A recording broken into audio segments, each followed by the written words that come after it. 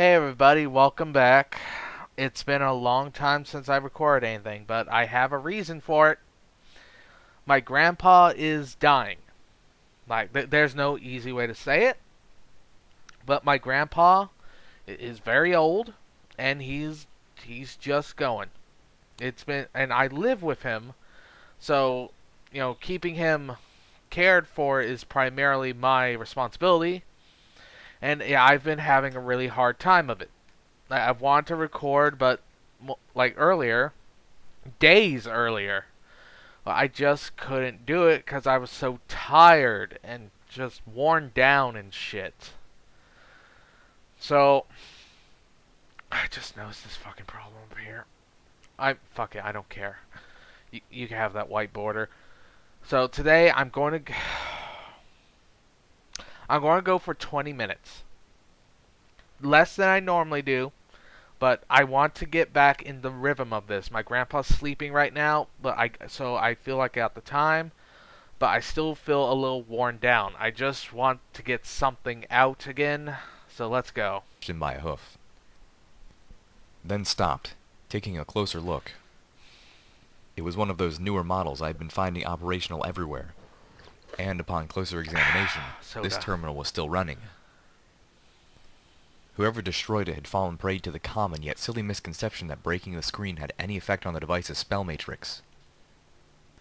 Calamity trotted back in, holding a sunrise sarsaparilla in his teeth and taking a swig. Yeah. I floated out a few tools and crouched next to the terminal.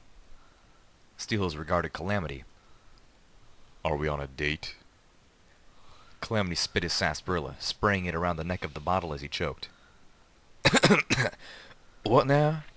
he said, dropping the bottle, tears in his eyes.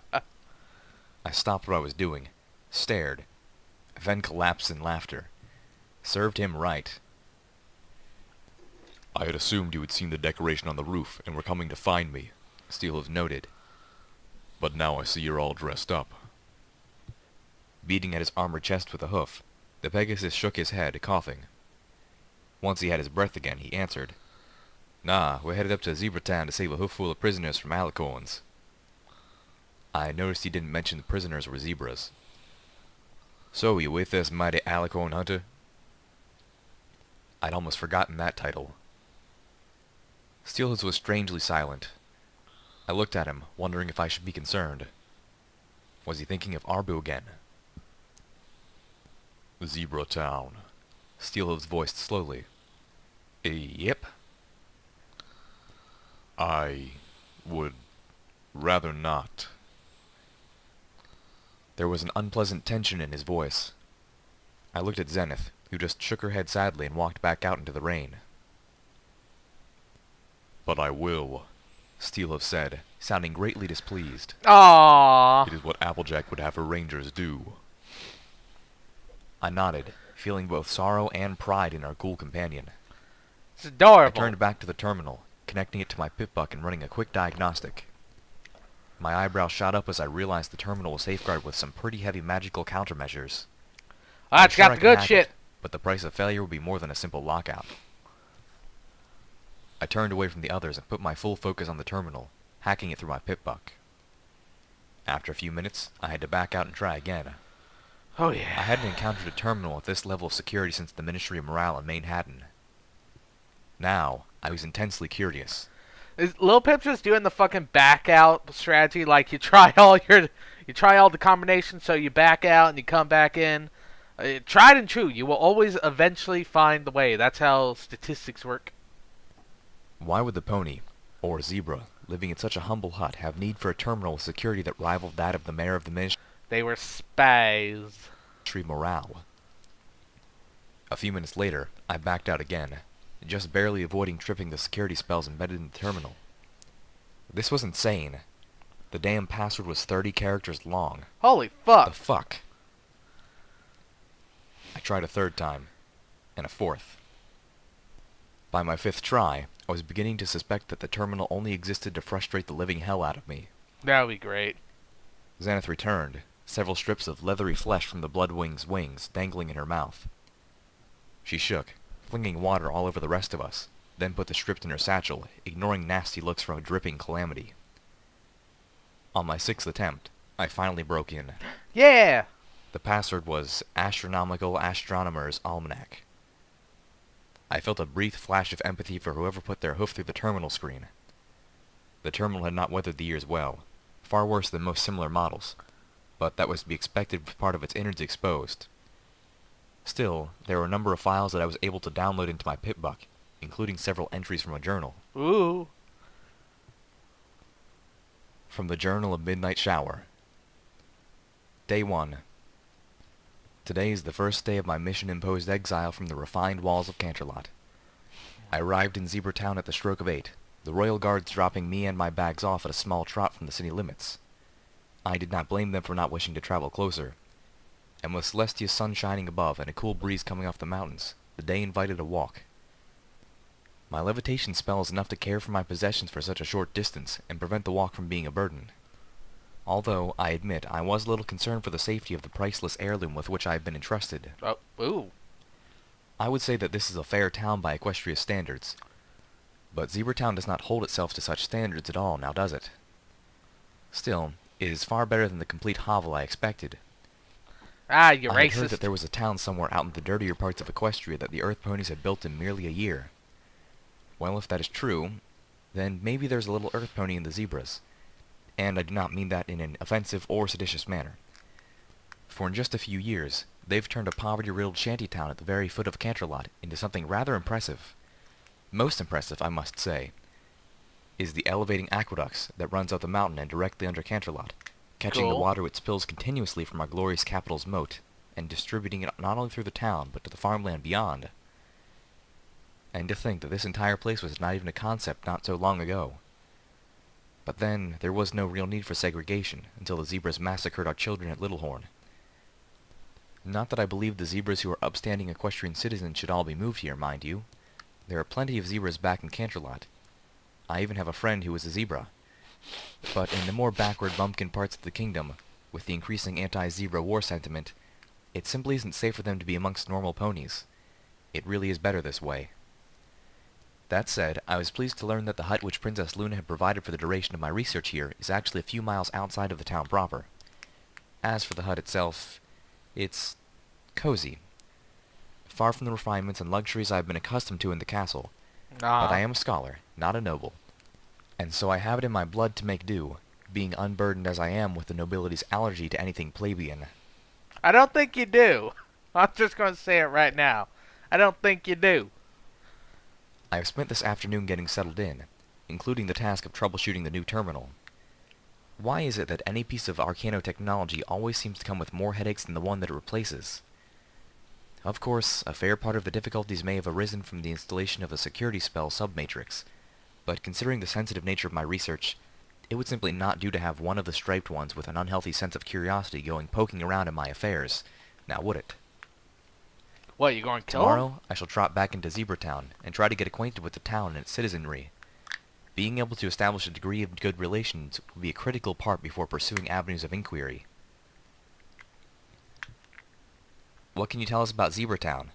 I asked Steelhooves, having to shout to make my voice heard over the distant roar of rushing water. The Applejack Ranger's response was, "Look up." I lifted my head, holding up a hoof to shield my eyes from the downpour. What? The drizzle of the last several hours had thickened, working towards another tempest. Dark mountain cliffs rose sharply above us. As my gaze ascended, I saw Canterlot. Yeah. The broken majesty of the castle and surrounding city jutted out of the mountainside almost directly above us. I had expected it to be shrouded in a haze of pink, but the rain painted the ornate ruins in the same palette of drab grays as the rest of Equestria. Multiple waterfalls, violently engorged. Man, it's gotta be so boring when everything's just one color palette. It's gray, gray. I mean, I like gray. I think gray's a good color. A fun color, even. But, oh god, having it... It'd be very boring. No wonder everyone's gone insane. By the rain, plunged down from above with the roar of 1,000 manticores. "Follow the largest of the waterfalls, and it will lead you to Zebra Town," Steelhooves informed us. I watched the torrent plummeting downward parallel to the sheer cliffs until it met with a multi-arch structure, which reminded me oddly of the Philadelphia roller coaster. washing over it with an unending thunderous bellow. Although a few foothills still blocked our view of Zebra Town itself, the village was very close now. "What's it like?" I asked. The ghoul responded with a stereotypically laconic yet ominous, "Bad." And here I expected him to say something even less helpful, like, "wet." Steelhooves didn't rise to the bait. "You've been told what happened to Canterlot," he said. "When the first missiles were inbound, the princesses joined together to raise an alicorn shield over the entire city. The shield was massive. It had to be. They weren't just protecting the castle. There's an entire city up there you can't see as easily from below." They should have just got Shining Armor to help. I mean, he clearly has enough magic for it. I nodded. The royal castle was only the most visible landmark from below. Ministry Walk was in Canterlot, as was Princess Celestia's school for gifted unicorns, and who knew how much more. I could spot fragments of a winding road, switchbacks carved into the mountains for chariots and carriages to make the ascent. I was picturing it now. The princess's potent shield being bombarded, awash with fire and shaken by explosions. I knew that alicorn shields hampered sound and vision, but I still wondered what it must have been like for the ponies cringing inside. "When the zebra's mega spell went off, the shield filled with the pink cloud, so thick you could not even see the shadow of the castle inside of it." In my mind's eye, I now saw Canterlot replaced on the cliff side by a solid pink bubble, much like a gargantuan bubblegum-flavored candy jawbreaker. "Their shields continued to trap the pink cloud for several hours while the Steel Rangers and others attempted to evacuate the towns in these foothills. Zebra Town lies directly beneath Canterlot. It was hit the hardest when the shield went down." Steelhooves looked at me.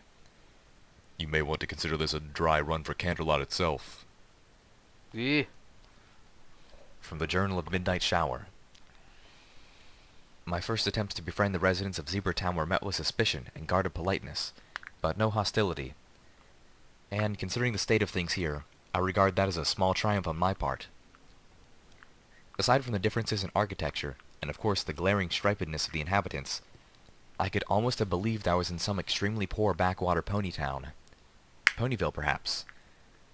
Of the two things that stood out to me the most, I wouldn't really call Ponyville poor. I mean, it clearly You look at the map; it sits on a pretty centralized rail system, close to the center, so it probably gets a lot of traffic.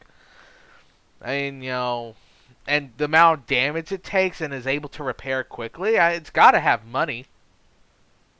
the reluctant geniality of the population was something I could expect to find in almost any hub of civilization that has not yet ascended to the heights of society, where the thinness and chill of the air requires an extra coat of snobbery. The other matter was altogether more telling and more jarring, and that was how the war had left its hoofprint in Zebra Town, aside, that is, from the mere existence of this place. First, I found none of the patriotic posters or billboards that were beginning to dominate Canterlot. I hardly expected signs reminding the residents how much better and more virtuous they are than zebras, nor encouragements to join the war effort, but I was surprised not to find a single poster related to any of the ministries. In fact, the only hoofprint of the ministries in all of Zebraville is the occasional patriotic song belted out by one of those new sprite bots. There are a few of them bobbing around town. And just like the ponies of Canterlot, the zebras pay them little attention. Honestly, a song that inspires patriotism the first 100 times you hear it will inevitably stop doing so within the first 1,000. The other hoofprint is the presence of soldiers here. This, I am given to understand, is a very new development. Ever since the assassination attempt on Princess Celestia, the residents of Zebra Town have been subject to harassment from other ponies in nearby towns. Princess Luna has put her hoof down, stationing some of Equestria's finest in Zebra Town for the residents' protection and safety. The road to Canterlot had become a raging river. Calamity held me as we flew over the muddy waves, my horn glowing. Behind us, Steelhooves and Zenith rode an arched stone bridge which floated through the air behind. Okay, I went to go check on my grandpa really quickly. He's still sleeping. Thank God. Surrounded by the glow of my magic. Centuries of these storms had torn the bridge from its original moorings and washed it into the valley where I had found it, half buried in mud. Pyrelite flew along beneath it, taking advantage of the stone canopy, her occasional breaths of fire reflected by the churning water below. Seeing the river that the road had become, I again rethought our decision to leave the Sky Bandit behind. The little bridge had become my compromise. It was large enough to carry the prisoners we intended to free as well. And if the streets of Zebratown were flooded, the stone bridge was less likely to float away while we were busy rescuing than the passenger wagon would be. Suddenly, my head began to pound. I felt a terrible tightness in my horn. Strange red tint flooded my vision. Oh. My magic wavered, threatening to implode. Ah. I tried to focus harder, but the throb in my head rose to a scream. Firelight let out a screaming squawk. I was barely able to hear Steelhooves shouting to Calamity. Up! Higher! Faster! I felt the tug as Calamity grunted painfully, flapping his wings harder. I could hear Zenith let out an agonized moan. What the fuck is this? Then, as quickly as the torment had come, it was gone. The screaming pain in my head was gone. My hearing cleared. I gasped, blinking away tears in the swimming redness. The fuck I is wiped that? the tears from my eyes and then stared at my hoof. Did this become Stalker? Did they enter into Chernobyl? Gasped at the smears of red quickly washing away in the rain. I had been bleeding from my eyes. What was that? I felt Calamity relax, his flying shaky. Behind me, Zenith's voice seemed to shudder. By the ball sacks of 1,000 Star Devils, who dropped the moon on us? Okay, that swear was just disturbing, I although like her it. description was as apt as any. Broadcaster, Steelhoof said, his voice betraying no hints that he suffered as we did. There are probably several scattered about, washed out of Canterlot by the rain. The what? I glanced behind us at the river we had passed over. The broadcaster was somewhere under the waves. We couldn't have seen it. I couldn't even hear the static over the roar of the waterfalls. There had been no warning until the effect began to kill us. I turned my stare forward again as we crested the last hill. What the fuck is a Wait, is that the thing the Enclave was working on with the Diamond Dogs? Zebratown sprawled out before us. The ruins had What been the left fuck? undamaged by the war, only to be slowly battered down by the hoof of time and the constant floods. Most of the zebra huts had collapsed, leaving not even skeletons. A small maze of crumbling shops and zebra insulae lined the merchant roads, and a few larger buildings formed gray masses shrouded behind sheets of falling water. The largest waterfall from Canterlot, engorged by the storm, crashed into the widening mountain cliff less than a quarter mile from the edge of Zebratown, its roar filling the air. The pounded aqueduct stood under the onslaught, delivering part of the waterfall's payload directly into the town along an elevated canal. But the structure which had survived hundreds of years under the falls had collapsed at several points within the town itself, the water now pouring into the streets instead of flowing out to the hills which had been the zebra's cropland. Yeah. As we flew over the streets of Zebratown, I saw veins of pink swirling in the water. Oh, that's The rain nasty. proved to be a double-edged sword, washing the pink cloud out of the air. We could remain outside safely, but we dared not set hoof in the shallow lakes that had once been streets. At least we'd be able to keep our armor on. I needed my pip-buck to locate the zebras. Yeah. I looked up to the Canterlot ruins above Oh man, us, I'm fucking tired. wondering what the rain was doing to the city above. Clearly, rains like this had happened many times before, and the pink cloud always returned. Steelhooves would have told us otherwise. But would entering Canterlot during a storm make our mission safer, or more dangerous? From the Journal of Midnight Shower. Day 3. I spent another day in Zebratown, acquainting myself with the proprietors of several of the businesses where I may make later inquiries, as well as presenting myself to the Zebra Constabulary with... You know, I'm thinking, what are you researching? Are you a social researcher? Are you trying... Like, I still say you're a fucking spy, aren't you? the Zebratown police station. The local law was quick to inform me that Zebratown operates under the same laws as the rest of Equestria, and that the zebras are more than capable and willing to police their own. They offered to show me their vault of confiscated items and contraband if I doubted their efforts. Believing I had gotten off on the wrong hoof, I swiftly assured them that I was not here on any matter of the ministries or military, and that I was just conducting personal research for a thesis. I received even more suspicious looks at that, as well as a rather rude inquiry as whether I was researching the inherent zebra inferiority. As if any pony would want or need to do such a thing. No, I reassured them, confiding instead that I was doing a study on zebra astrology. To my dismay, this produced an even worse reaction than the notion I was researching zebra inferiority, and it took all my not so inconsiderable charisma and social graces to assure them that my studies were benign. Still, I left the encounter feeling a little shaken and slightly alarmed at the task before me.